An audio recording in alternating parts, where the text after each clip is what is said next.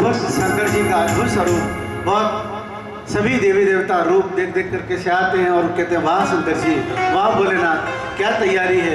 और इस तरह से शंकर जी की बारात, शंकर जी के स्तुति और वंदना के बाद सभी देवी देवताओं ने भगवान की आराधना की और शंकर जी अपनी बारात को लेकर के आगे चले हैं। दूल्हा बने हैं भोलेनाथ, ब्याह रचाने चले। दूल्हा बने हैं भोलेनाथ, दूल्हा बने हैं भोलेनाथ, ब्याह रचाने चले।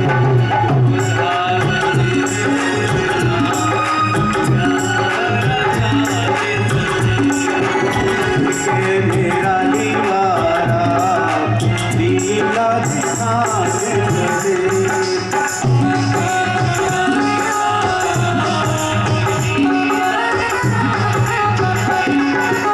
गुलाब है भोलेनाथ, प्यार दिखाने चले।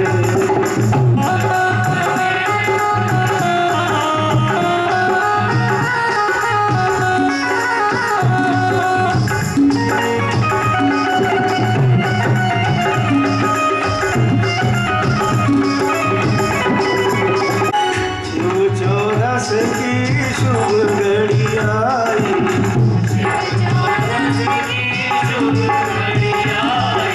पाँचे नगाड़े और मुझे से आई।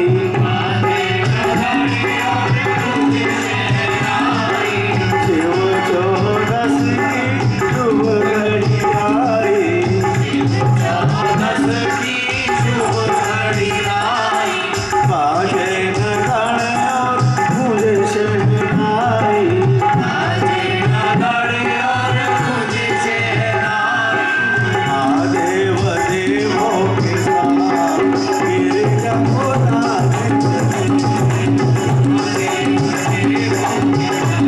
पाँचे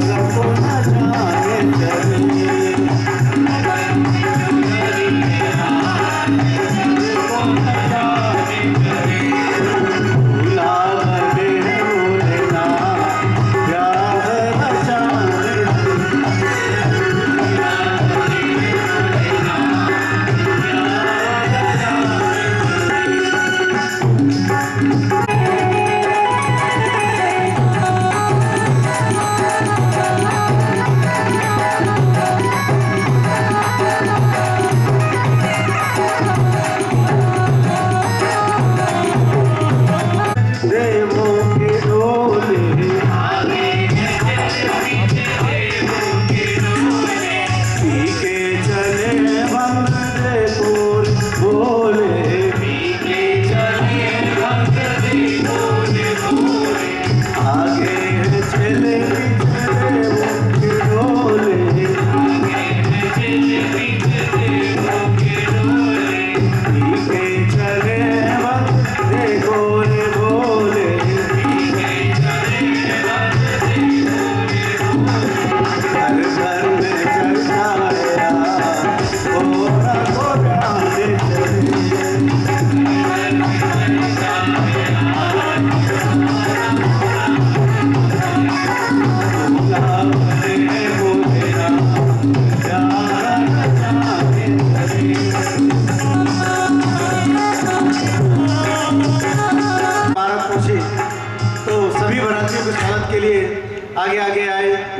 सबसे पहले जैसे ही विष्णु जी को देखा तो सबने सोचा अरे वाह दूल्हा बहुत सुंदर है। नारद जी ने कहा ये दूल्हा नहीं, दूल्हा तो पीछे है।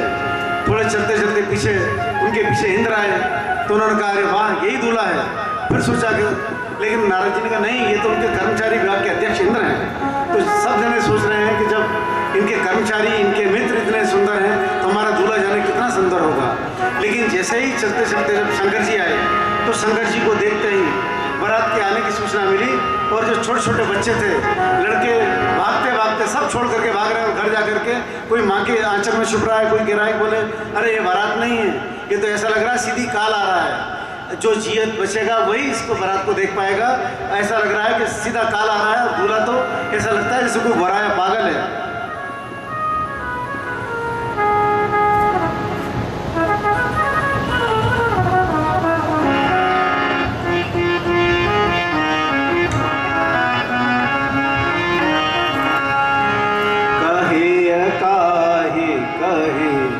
चाहे नवासा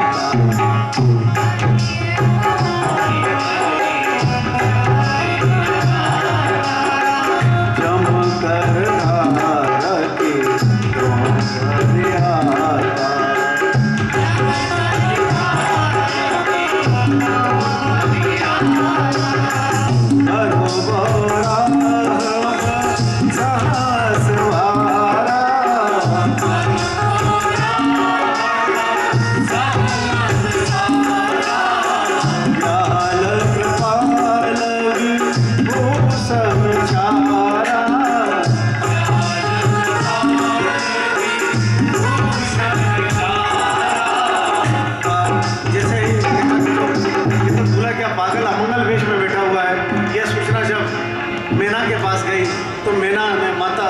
पार्वती को अपनी गोदी में छुपा लिया। बोले कि चाहे कितनी भी अपयश हो, कीर्ति हो, लेकिन मैं अपना बेटी का विवाह इस दूल्हे के साथ नहीं करूँगी। लेकिन पास में नारद जी आए, नारद जी ने उनको समझाया और पूर्व जन्म की कथा सुनाई और कहा कि नहीं, ये सुख दुख जो भी है यह भाग्य का विधान है। ये सती पिछले जन्म की सती हैं और ये माता पार्वती के रूप में इनका जन्म हुआ है। यह कथा सुनने के बाद सभी के मन का जब विस्मय गया तब जाकर के विवाह की सारी रीतियां संपन्न हुई।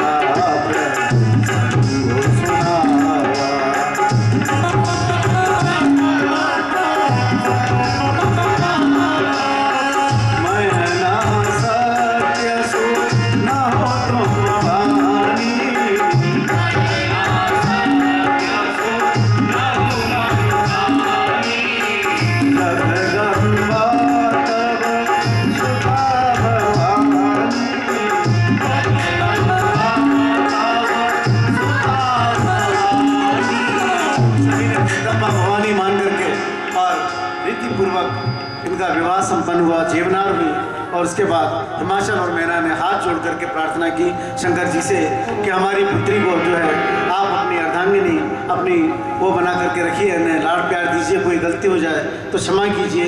माँ ने भी और उनकी सखियों ने उन्हें सीख दी है और इस प्रकार से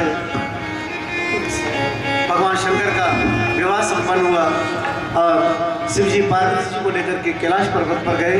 सारे ब्रह्मांड में आनंद वर्षा हो रही है, सभी देवता पुष्प आकाश मार्ग से पुष्प बरसा रहे हैं। और इस प्रकार से जब शंकर जी विवाह के बाद कैलाश पहुंच गए तब पार्वती माँ ने बड़े विनीत भाव से शंकर जी से कहा, हे नाथ, मैं आपसे कुछ जानना चाहती हूँ, आप मुझे ऐसी कथा सुनाइए जिससे मेरे मन का सारा संशय, मेरे सारे जिज्ञासा दूर हो जाए। तो शिव जी ने कहा, कौन सी कथा सुनोगी पार्वती? पार्वती जी ने कहा, जो लोक कल्याण की जंग मंगल की कथा हो वो मुझे सुनाइए। तो फिर राम कथा के लिए उन्होंने कहा कि ठीक है, मैं ये जो है राम कथा तुमको सुनाता हूँ। तुलसीदास जी ने रामचरितमानस केवल इसका नाम दिया। ये कथा वास्तव में महेश यानी शंकर जी ने अपने मन में बहुत पहले से ही रच रखी थी और कई कल्पों तक भगवान शंकर इसको अपने मन में रखे रहे। लेकिन जब श्रेष्ठ समय आया तो कथा पार्वती जी को सुना रहे हैं भगवान शंकर इस मानस के कुछ उद्देश्य हैं। उनमें पहला उद्देश्य है कि राम जी के चरित्र को स्थापित करना, भरत जी के प्रेम का विस्तार करना। और इस प्रकार से जब माता पार्वती शिव जी से बार बार विनय करती हैं तो वो कहती हैं कि मेरे मन में कुछ प्रश्न हैं। शंकर जी ने कहा पूछिए। पहला प्रश्न पार्वती जी कहती हैं कि जो निर्गुण निराकार ब्रह्म है वो सगुण रूप क्यों धारण करता है। दूसरा प्रश्न कि हे प्रभु मुझे राम अवतार की कथा कहिए कि राम जी का अवतार क्यों हुआ। तीसरा प्रश्न पार्वती जी पूछती हैं कि राम जी का जो बाल चरित्र है वो मुझे सुनाइए। चौथा धनुष खंड करके जो सीता माता से विवाह है प्रभु मुझे उसकी रीति सुनाइए। पांचवा प्रश्न है कि प्रभु मुझे ये बताएं कि राम जी वनवास क्यों गए। छठा प्रश्न कि उन्होंने जब 14 वर्ष तक वनवास में रहे तो उन्होंने जो लीलाएं की, रावण का वध किया, त्रिशिरा, ताड़का और इन सभी को मारा, इसका क्या राज था। सातवां प्रश्न था कि वो जब राज सिंहासन पर बैठे मुझे वो लीला भी सुनाएं। और आठवां उन्होंने कहा कि वह मुझे अद्भुत चरित्र सुनाएं जिसमें अंत में रघुकुल अपनी पूरी प्रजा के साथ धाम को चले गए।